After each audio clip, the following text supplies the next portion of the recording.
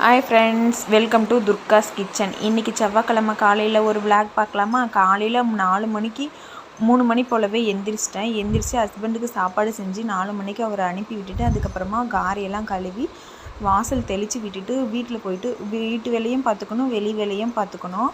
அப்போ தான் ஸ்கூலுக்கு போகிறதுக்கு முன்னாடி கொஞ்சம் வேலையாச்சும் செய்ய முடியும். ஸ்கூலுக்கு அனுப்பிவிட்டதுக்கப்புறம் மற்ற வேலையெல்லாம் செஞ்சுப்பேன். அது ஃபஸ்ட்டு சாப்பாடெல்லாம் வச்சுட்டு அதுக்கப்புறம் சாணியெல்லாம் தெளிச்சுட்டு பெருக்கி விட்டு தமிழ் குளம் ஒன்று 7 புள்ளி வச்சு அழகாக நச்சுன்னு வாசலில் போட்டு விட்டேன். எப்பவுமே எனக்கு இங்கிலீஷ் குளம் பிடிக்காது, தமிழ் குளம் தான் பிடிக்கும். அதனால் தமிழ் குளம் போட்டுட்டு சாப்பாடு முன்னாடியே வச்சுட்டேன். அப்புறமா ரசமும் பீட்ரூட் பொரியலும் தாளிச்சிட்டு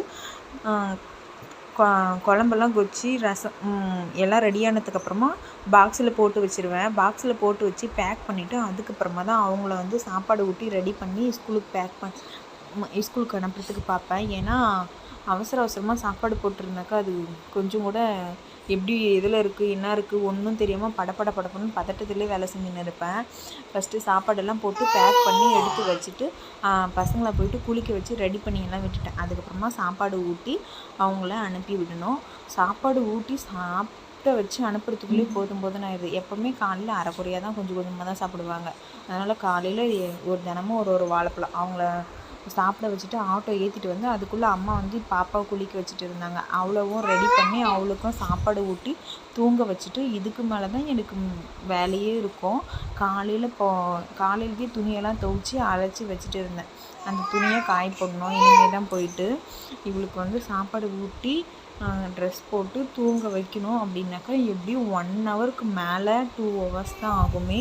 அது மாதிரி தான் தினமும் என்னோட வேலையே இதுதான். அப்புறமா அவகிட்ட கொஞ்ச நேரம் விளையாடிட்டு இந்த வீடியோ கூட எடிட் பண்ணவே முடியல. பக்கம் படுத்து நான் தொணத்தாளம் பண்ணேன் பேசின்னு டார்ச்சர் பண்ணின்னுக்கிறேன். என்னைய துணியெல்லாம் காய போட்டுட்டு நான் ஃப்ரெஷ்ஷப் ஆகிட்டு சாமி கும்பிட்டு சாப்பிட்றதுக்கு காலையில் 11 மணி ஆகிடுச்சு. இன்றைக்கோட விளாக் இது தான். வீடியோ பிடிச்சிருந்தாக்கா மறக்காமல் லைக் பண்ணி சப்ஸ்கிரைப் பண்ணுங்கள். வீடியோ ஏதோ எனக்கு தெரிஞ்ச மாதிரி போட்டிருக்கேன். வாய்ஸும் அதுக்கு தகுந்த மாதிரி கொடுத்துருக்கேன். நல்லா இருக்கா நல்லா இல்லையா அப்படின்னு சொல்லிட்டு கமெண்ட் பண்ணுங்கள். அப்போ தான் என்னோடய குறை எது என்ன இருக்கான்னு நான் தெரிஞ்சுக்க முடியும். இன்னொரு வீடியோ பார்க்கலாம். ஓகே, பாய்.